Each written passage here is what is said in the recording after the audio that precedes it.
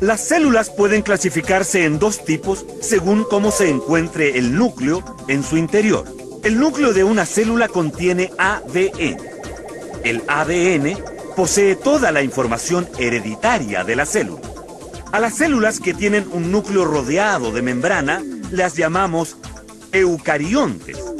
La palabra eucarionte viene del griego y significa núcleo verdadero o buen núcleo. Todas las células vegetales y animales son células eucariontes, así como los hongos. A las células que tienen un núcleo que flota libremente por el citoplasma se llaman procariontes. Aunque el ADN está concentrado en una región de la célula, no hay membrana que lo aísle. La palabra procarionte viene del griego y puede traducirse como antes del núcleo. Las bacterias son células procariontes o procarióticas. Además de carecer de una membrana alrededor del núcleo, carecen de citoesqueleto, mitocondrias, cloroplastos y otros organelos con membrana.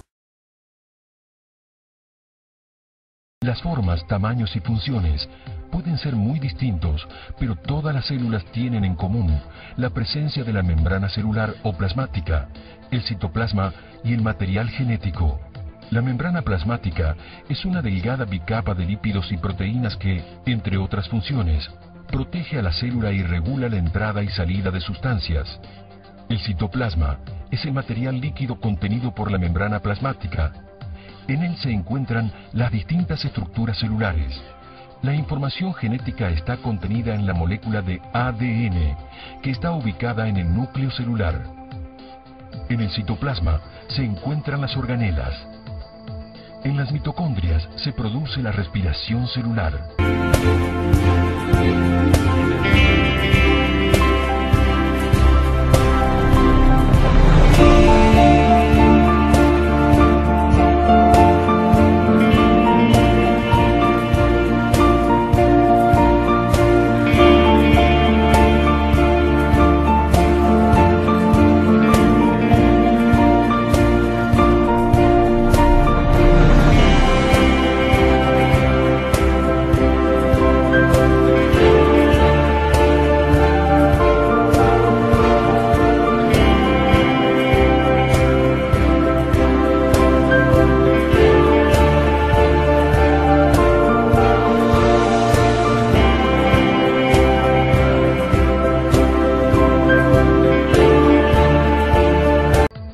Los ribosomas pueden estar libres o asociados al retículo endoplasmático rugoso.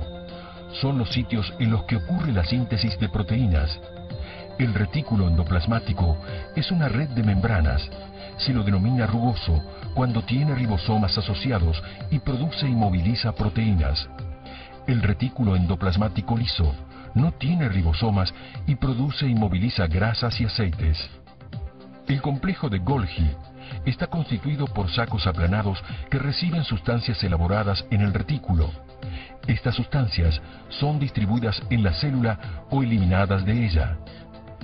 El citoesqueleto es una red de filamentos y fibrillas sumergidas en el citoplasma sobre las que se apoyan las organelas. En las células vegetales se encuentran algunas organelas particulares. Las vacuolas almacenan agua y pueden alcanzar hasta el 80% del volumen celular. Los plástidos son organelas exclusivas de las plantas. Un ejemplo de ellos son los cloroplastos en los que se realiza la fotosíntesis.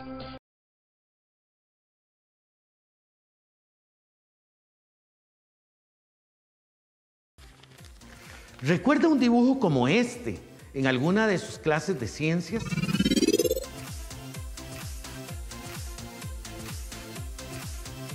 Pues bien, vamos a retomar el tema de la fotosíntesis. Entonces, la fotosíntesis es la capacidad que tienen las plantas de transformar la energía lumínica en energía química.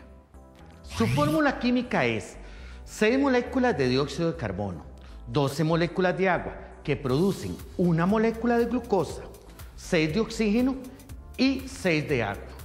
Este proceso hace que la materia inorgánica, como el agua y el dióxido de carbono, se combinen y formen moléculas orgánicas. como la glucosa.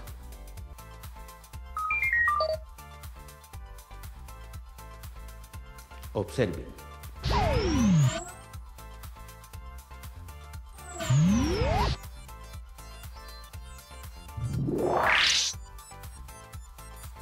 Para empezar, las células vegetales poseen unas organelas especializadas en el citoplasma, llamadas cloroplastos, que son los encargados de realizar la fotosíntesis, ya que poseen un pigmento verde llamado clorofila, que le da el color a las plantas. Los cloroplastos están constituidos por una doble membrana, que contiene el estroma, que es un medio semilíquido, y el grama, que lo componen los tilacoides. Los tilacoides son unas estructuras parecidas a monedas acuñadas, que en su membrana contienen el pigmento verde llamado clorofila.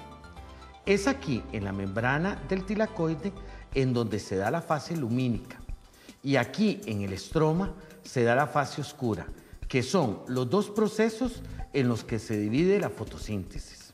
Inicia con la absorción de agua por medio de las raíces de las plantas y la fotólisis del agua, que es el rompimiento de la molécula por acción de la luz, donde se libera a la atmósfera una molécula de oxígeno.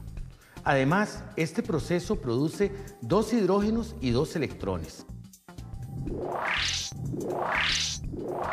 Estos 2 electrones son excitados por la luz, subiendo su nivel de energía.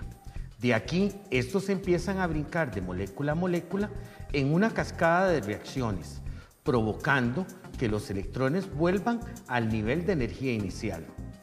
Además, se forma una molécula de ATP, adenosín trifosfato, que actúa como una batería que se usará en la fase oscura. A todo este proceso se le llama fotosistema 2. Este es un proceso cíclico donde actúa la clorofila P680. Posteriormente se vuelven a excitar los electrones por acción de la luz y vuelven a brincar de molécula a molécula en una cascada de reacciones donde los electrones se quedan unidos a alguna molécula, produciendo NADPH2, que es otra batería de energía que se utilizará en la fase oscura. Y a este proceso se le llama fotosistema 1 y actúa la clorofila P700. Durante esta fase se libera oxígeno puro a la atmósfera, se produce ATP y NADPH2. Durante la fase oscura se produce un proceso llamado ciclo de Calvin-Benson, que inicia con la captura del dióxido de carbono presente en la atmósfera. Esto ocurre gracias a la molécula llamada ribolosa 1,5-difosfato, presente en el estroma del cloroplasto. La ribolosa, al capturar el CO2, se convierte en una molécula muy inestable, por lo que se rompe y forma 2 moléculas de 3-ácido fosfoglicérico, PGA. Esto, por acción del ATP y el NADPH2, formados en la fase lumínica, se reducen y forman el fosfogliceraldehído, el PGAL. De aquí hay 2 caminos. Uno, que por acción del ATP se forme la ribolosa nuevamente y reinicie el ciclo. 2, que se forme la glucosa y de esta los carbohidratos, los lípidos, las proteínas y todas las moléculas que la célula necesita. Algunas células están rodeadas por una pared celular que les otorga sostén y protección. Se encuentran en las plantas, los hongos y las bacterias. En la naturaleza existe una enorme variedad de seres vivos. Pueden ser muy diferentes entre sí, pero todos se originaron a partir de una célula y están constituidos por células que son las unidades estructurales y funcionales de todos los organismos.